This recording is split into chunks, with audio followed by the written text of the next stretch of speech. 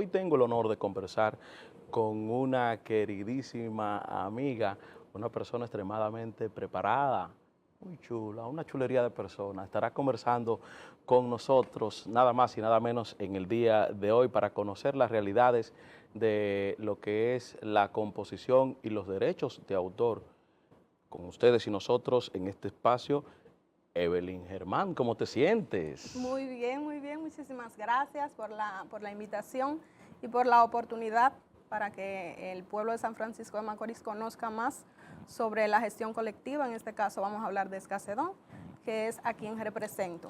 Cuéntame, ¿qué es Esgacedón? Esgacedón es la Sociedad General de Autores, Compositores y Editores Dominicanos de la Música.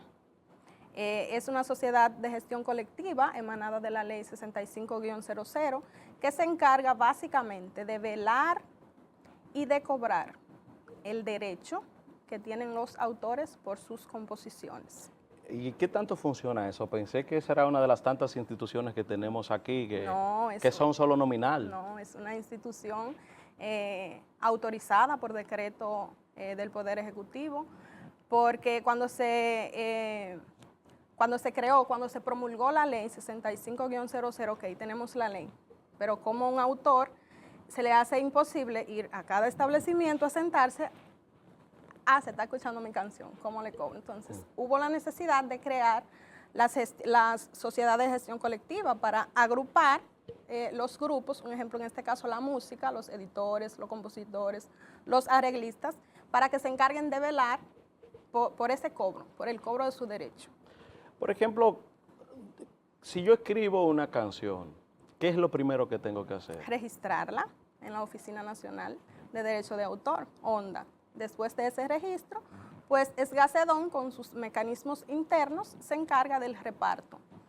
Esa es la parte que no entendemos mucho, la parte del reparto. Ejemplo, mi canción fue exitosa, viral, como se le dice hoy en día.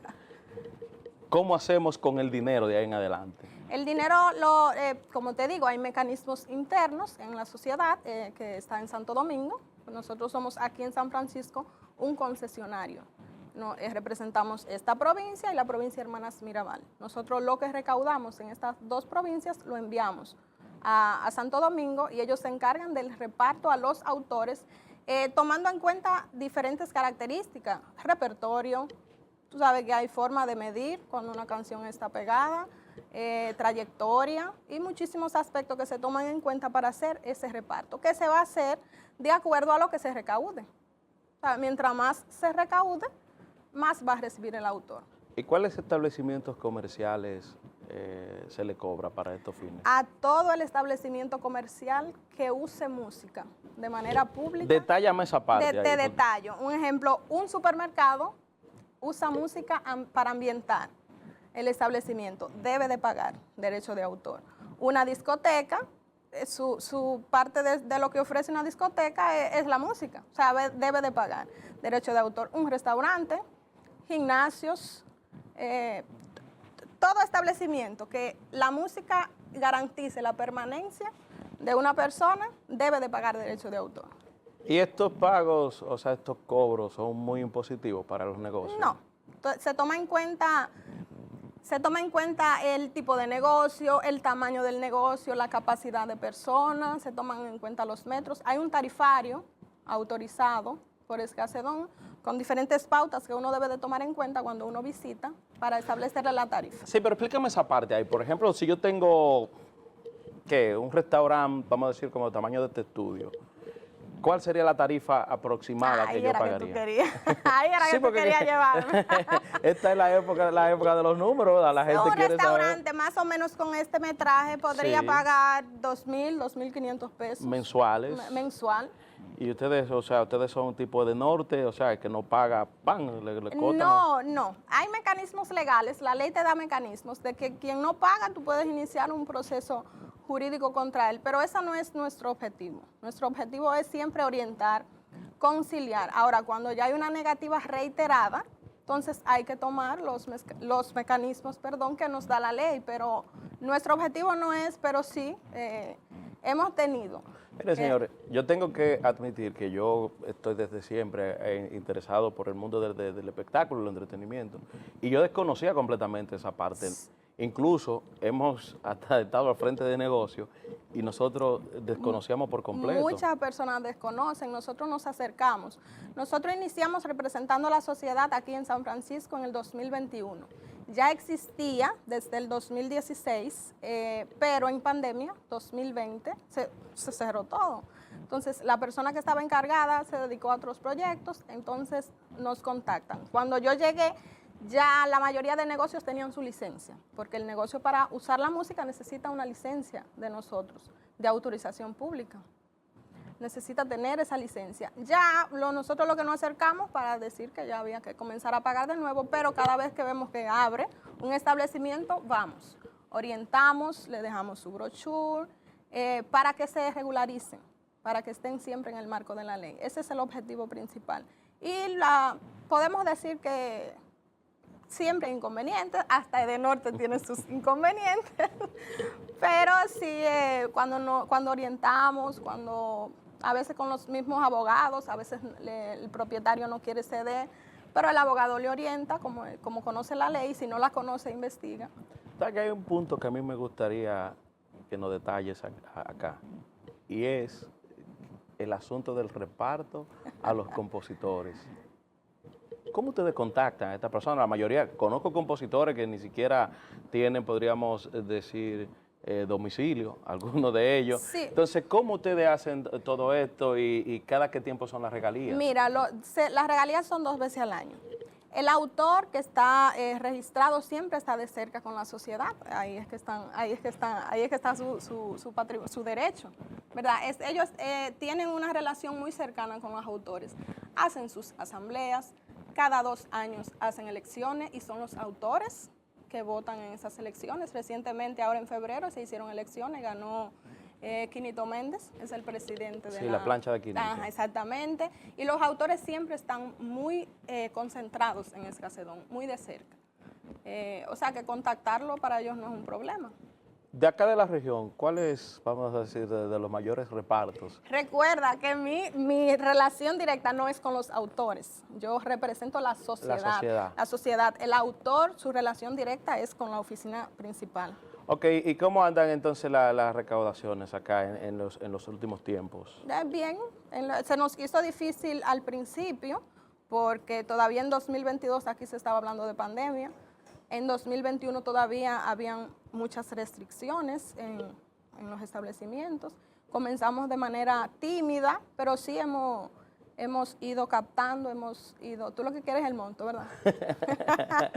Mira, me pareció mucho el empresario próspero, cuando usted le pregunta, ¿cómo va este año? Te dice que bien, porque fue bien. Sí, sí. Porque si es, cuando un empresario te dice que es regular, le está yendo bien, pero cuando te dice bien es que va extremadamente bien. Sí. ¿En cuánto por ciento han aumentado las recaudaciones, más o menos? Después de, claro.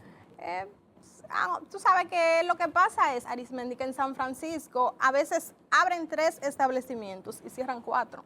Entonces, uno se mantiene en una balanza. A veces tú haces 3 licencias en un mes, pero mandas a cobrar 2 que ya están cerrados. Entonces, eso uno se mantiene siempre, que no hay un monto fijo. A veces uno hace hasta acuerdos legales de negocios que tienen mucho tiempo abierto, que tienen que pagar un retroactivo, que es una parte muy interesante. Tú no tienes licencia, pero tú tienes 10 años usando la música. Y si yo como propietario de negocio, por ejemplo, como decimos popularmente, me pongo bruto, ¿cómo ustedes me aplican la polémica? Con una querella penal, sí.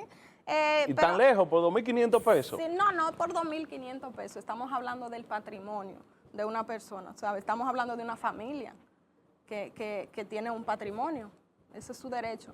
Es tan interesante el asunto de la música en los establecimientos que tú llegas a un lugar, por ponerte un ejemplo llano aquí, tú llegas a un lugar a tomarte una cerveza, ¿verdad?